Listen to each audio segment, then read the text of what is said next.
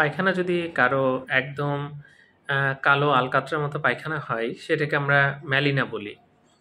এবং সাধারণত bleeding peptic ulcer এবং গ্যাস্ট্রিক কার্সিনোমা বা ইসোফেজিয়াল ভ্যারিক্স যদি রাপচার হয়ে যায়, তখন সাধারণত আমরা এরকম পেয়ে থাকি। এটাকে আমরা ম্যালিনা বলি। তো যাই হোক, একদম আলকাতরার মতো কালো হয় এবং অফেন্সিভ স্মেল থাকে, একটা দুর্গন্ধ আসে। সেটা দেখে আমরা এটা ম্যালিনা হয়েছে কিনা সেটা বুঝতে পারি। এছাড়া যদি আয়রন ট্যাবলেট বা আয়রন ক্যাপসুল বা আয়রন সিরাপ খাওয়া হয়, তাহলে কিন্তু পায়খানা কালো হতে পারে। তবে এই ক্ষেত্রে পায়খানাটা কিন্তু শক্ত হয়। কিছু খাবার যেমন বেরি জাতীয় বা জাম জাতীয় খাবার যদি বেশি কেউ খায়, তাহলে কিন্তু পায়খানা কালো হতে পারে। সুতরাং এরকম হলে ভালো একজন গ্যাস্ট্রোএন্টারোলজিস্ট দেখাবেন।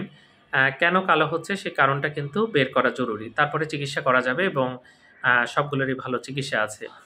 তো যাই হোক, এবং এটা ভয় পাওয়ার কিছু নাই। মানে আলকাতরার মতো যদি কালো পায়খানা হয়, তবে অনেক সময় ইসোফেজিয়াল ভ্যারিক্স রাপচার হয়ে যায়, সেটা ডেঞ্জারাস এবং সেটারও চিকিৎসা আছে, করলে কিন্তু রোগীরা অনেকদিন ভালো থাকতে পারে। ধন্যবাদ সবাইকে।